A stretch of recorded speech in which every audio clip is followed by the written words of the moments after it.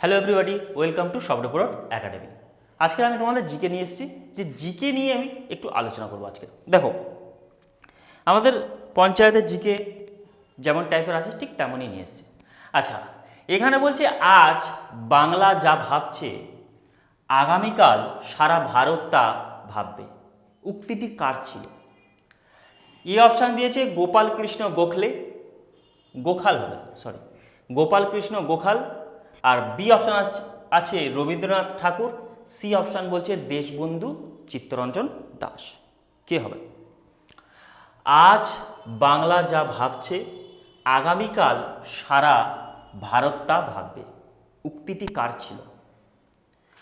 আচ্ছা, option A হয়ে যাবে গোপাল কৃষ্ণ গোখাল। আচ্ছা, 2 নম্বর প্রশ্নটা দেখো। 2 নম্বর প্রশ্নটা কি বলছে? আমাদের দেশকে ভালোবাসা যদি অপরাধ হয় তবে আমি অপরাধী। কে বলেছিল? A option Aurobindo Ghosh, B Mahatma Gandhi, C Keshab Chandra Sen. আমাদের দেশকে ভালোবাসা যদি অপরাধ হয় তবে আমি অপরাধী। কে বলেছিল? উক্তিটি কার ছিল? অরবিন্দ ঘোষ, মহাত্মা গান্ধী, কেশবচন্দ্র সেন। কার?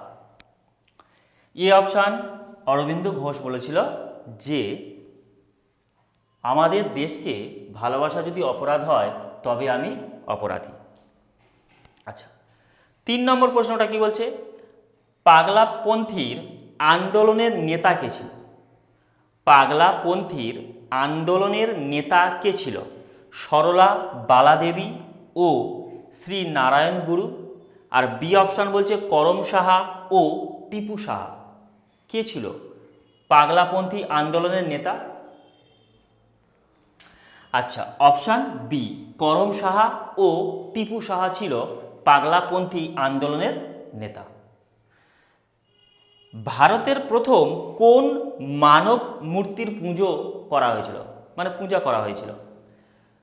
ভারতে প্রথম কোন মানব মূর্তির পুজো করা হয়?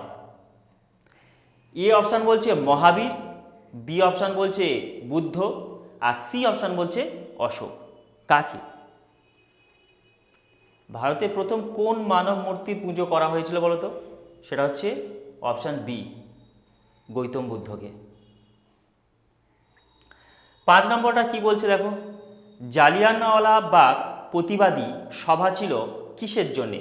এই যে জালিয়ানওয়ালাবাগ যে সভা হয়েছিল সেটা কিসের জন্য হয়েছিল? লক্ষাধিক মানুষ এক জায়গায় হয়েছিল কেন? কিসের জন্য হয়েছিল? এ অপশান বলছে সত্যপাল ও কিজলুর গ্রেপ্তারের প্রতিবাদে।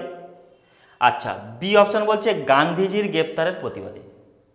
কার গ্রেপ্তারের প্রতিবাদে এই আন্দোলনটা বা এই যে সভাটা হয়েছিল?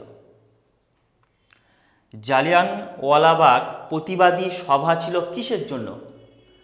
সত্যপাল ও কিজলুর গ্রেপ্তারের জন্যে। বি অপশান গান্ধীজির গ্রেপ্তারের জন্য প্রতিবাদ সভা ছিল এটা। অপশান এ হবে সত্যপাল ও কিজলুর গ্রেপ্তারের প্রতিবাদে এই সভাটি আয়োজন করা হয়েছিল। আচ্ছা, 6 নম্বর বলছে কোন ভাইসরয় আগস্ট অফার দেন? এই আগস্ট অফার হয়েছিল 1940 সালে। কে দিয়েছিল? কোন ভাইসরয় দিয়েছিল? লর্ড লিনলিথগো, বি অপশান বলছে লর্ড ডালহৌসি, সি অপশান বলছে sir Lord Lawrence. Option A হয়ে যাবে কে? লর্ড লিনলিথগো কি করেছিল? আগস্ট অফার দিয়েছিলেন। চলো 7 নম্বর প্রশ্নটা দেখো। বলছে কে বলেছিলেন যে কংগ্রেস তার আন্দোলনকে নেকড়ের মুখে ছুঁড়ে দিয়েছে?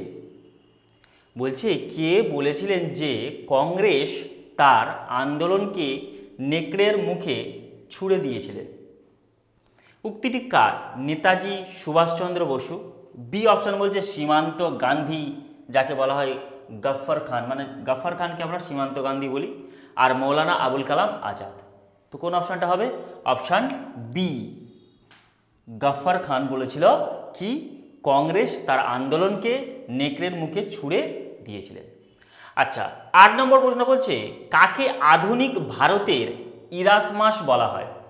অপশান নেতাজি সুভাষচন্দ্র বসু, আচ্ছা বি বলছে রামমোহন রায়, আর সি বলছে স্বামী বিবেকানন্দ। কে হবে? কাকে আধুনিক ভারতের ইরাসমাস বলা হয় বলো?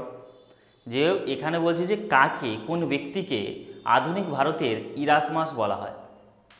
আচ্ছা এখানে বলছে অপশান হয়ে যাবে রাজা রামমোহন রায়। 9 নম্বর প্রশ্নটা মহারাজা রঞ্জিত সিং এর অর্থমন্ত্রীর নাম কি? এ অপশান বলছে বন্দা বাহাদুর আছে, গোবিন্দ সিং আছে, আর সি অপশান বলছে দেওয়ান দীননাথ। কি হয়ে যাবে? তাহলে মহারাজা রঞ্জিত সিং এর অর্থমন্ত্রী ছিলেন কে? দেওয়ান দীননাথ।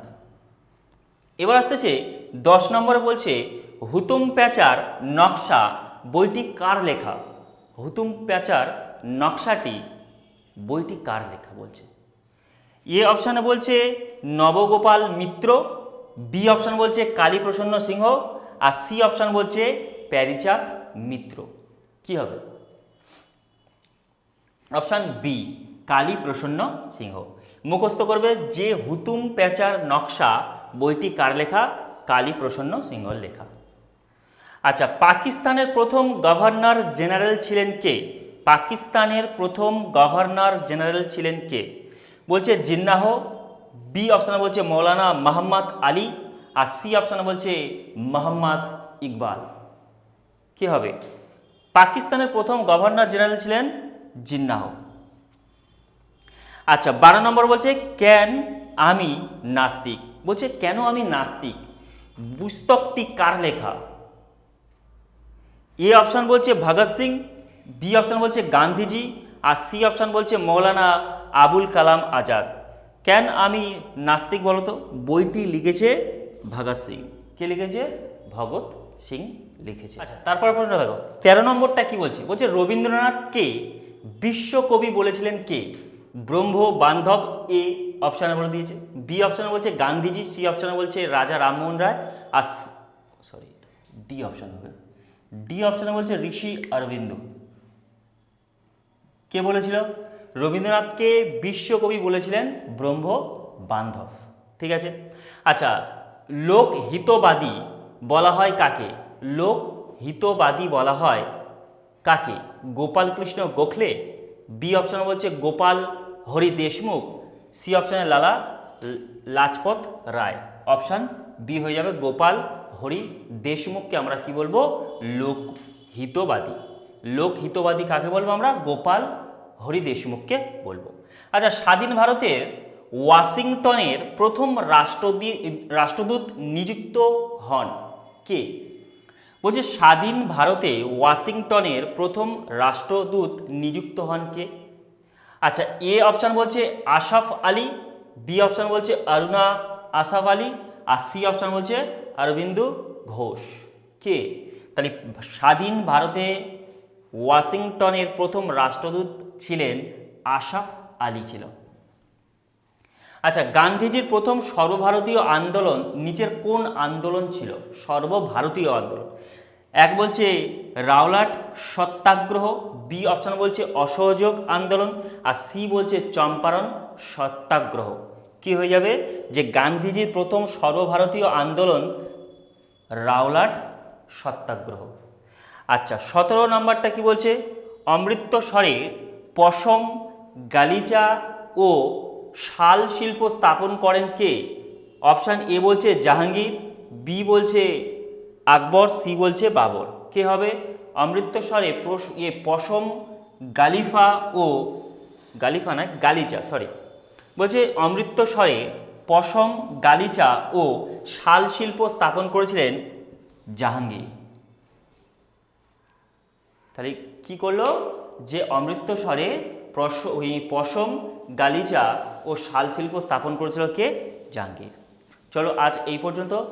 আমি তোমাদের জিকে দেখালাম। যদি তোমাদের জিকে ভালো লাগে তো চ্যানেলটাকে সাবস্ক্রাইব করবে, বন্ধুদের কাছে শেয়ার করবে।